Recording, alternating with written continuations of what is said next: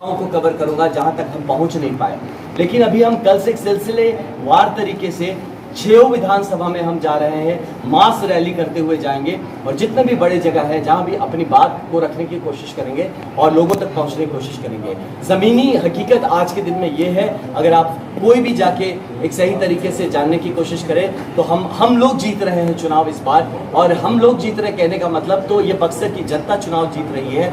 और जो लोग बक्सर की जनता, जो युवा हमारे साथ हैं, उन लोगों को कुछ लोग कहते हैं कि ये लफुआ है जो हमारे साथ है, और उसी लफुआ का वोट भी मांगते हैं। उसे लफुआ कहते हैं और ये नहीं समझते कि ये लफुआ को लफुआ किसने बनाया, 10 साल से कौन राज कर रहा था। तो इस बात का उनके पास जवाब नहीं, और उन्हीं लफुआ के माँ बाप से भी वोट मांगते हैं। तो एक ऐसे सिचुएशन में हम आ गए जहाँ पे इस जमीन की अस्मिता की लड़ाई है, हमारे सम्मान और आत्मसम्मान की लड़ाई है। ये युवा जिसके लिए मैं एक सफलता का रास्ता देख के आया हूँ, मैं जहाँ पे खुद एक सफल व्यक्ति रहा हूँ अपने जीवन में, मैं वहां से अपनी जगह को छोड़ के आया हूँ ये सोच के कि मैं इस सफलता की कुंजी को अपने भाइयों में, अपने बहनों में बांटूंगा और आगे बढ़ाऊंगा। वहीं लोग जो अपने जीवन में असफल रहे हैं हमेशा, वो दावा ठोक रहे हैं कि वो नेतृत्व करेंगे। असफल लोग हमारे लोगों को असफल बनाने के नेतृत्व करने के लिए आए हैं। और ये बरगलाया जा रहा है लोगों को कि आप हम आनंद मिश्रा को वोट देंगे तो राजद जीत जाएगा। मतलब उन्होंने लगता है EVM में कुछ गड़बड़ किया है क्या कि जब आप आनंद मिश्रा को वोट देंगे तो आनंद मिश्रा जीतेगा, राजद कैसे जीतेगा।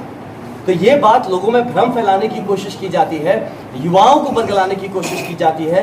युवाओं को समझते हैं कि ये 100 रुपए दे देंगे, उनको टी-शर्ट पहना देंगे, गमछा दे देंगे तो युवा उनके चक्कर में बरगला जाएंगे। ये नहीं समझते कि हर बार जब इलेक्शन आता है, हर बार जब चुनाव आता है, बड़े बड़े लोग आते हैं, बड़े बड़े वादे करते हैं। कई लोग आए करके गए, अभी और कई लोग आएंगे जो ऐसे बड़े बड़े वादे करते हैं। उनके ही पुराने वीडियोस हैं जिसमें वो लोग कहते नजर आएंगे कि हर चुनाव में पॉलिटिकल पार्टीज आके ऐसी बात करती है, और वही लोग आके यहाँ पे चुनाव के टाइम पे ऐसी बातें करेंगे। तो पिछले उनसे ये भी पूछने की जरूरत होगी कि पिछले 10 साल से तो आप यही थे, तो आपने क्या किया इन 10 सालों में। हमेशा चुनाव के वक्त क्यों आप आके प्रोमिसेस करते हैं कि अब अगला 5 साल मैं ठीक कर दूंगा। तो इस तरह से ना बरगलाए। और अंतिम बात करके मैं आपके क्वेश्चन सुनूंगा कि ये जैसे बचपन में आपने कहानियां सुनी होंगी ना कि लोगों को डराते थे बच्चों को कि बुढ़िया माई पकड़ के ले जाएगी, बाबा झोला में भर के लेके जाएंगे।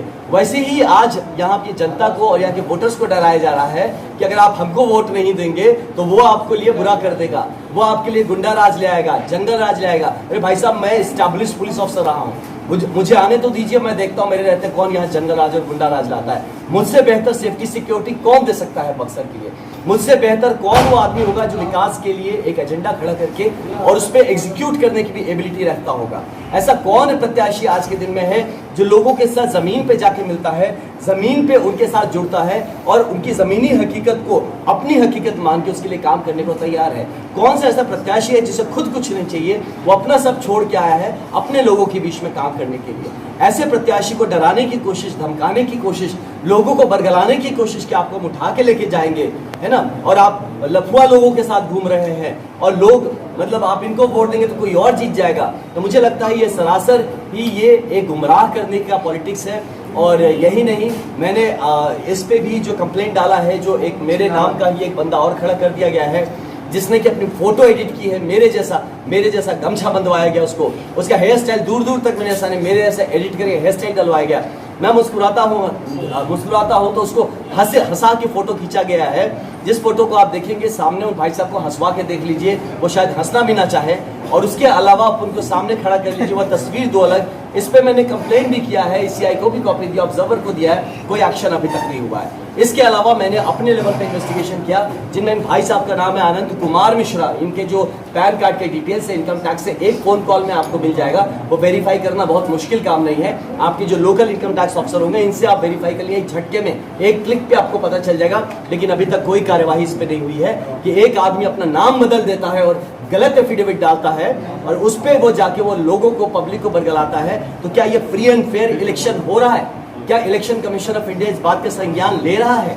तो ये चीज देखने की बात है। मैं आपको बताऊं, मेरे पास 2 ऐसे मेरे सिपाही मित्र है जो कि कहीं और है, वो फोन करके बोले कि भैया गलती हो गई। मैंने कहा क्या गलती हो गई? भैया गलती ये हो गई कि हमने एक दूसरा आनंद मिश्रा को वोट दे दिया। मतलब कि बाद में हमें पता चला कि वो एक 7 नंबर पे आपका, हमें सुना था कि आप 7 पे आएंगे, बाद में मेरा क्रमांक संख्या भी बदल दिया गया था। तो उस पे मैंने देखा, वो देखने में एकदम आपके जैसा था, आनंद मिश्रा ही लिखा था, तो हमें लगा कि वो आप ही हैं। और उसमें कोई सिंबल नहीं था, बैलेट पेपर में सिंबल भी नहीं था, सिर्फ नाम देके छोड़ दिया गया था।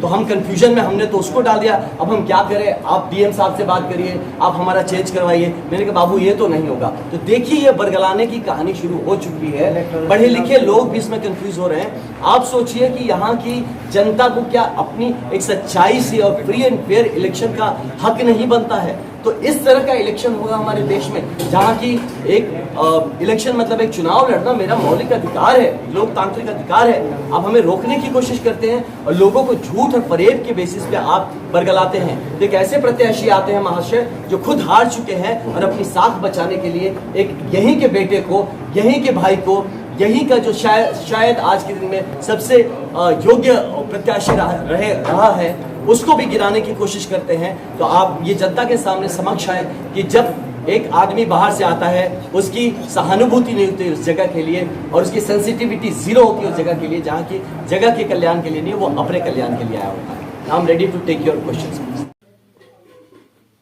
मिलते हैं किसी और वीडियो में अन्य खबर के साथ। मेरा आपसे आग्रह है कि यदि आपने अभी तक मेरे चैनल को सब्सक्राइब नहीं किया तो इसे सब्सक्राइब जरूर कर ले। खबर पसंद आए तो लाइक भी करें और शेयर भी। और हमारे साथ अंत तक बने रहने के लिए आप सभी को धन्यवाद।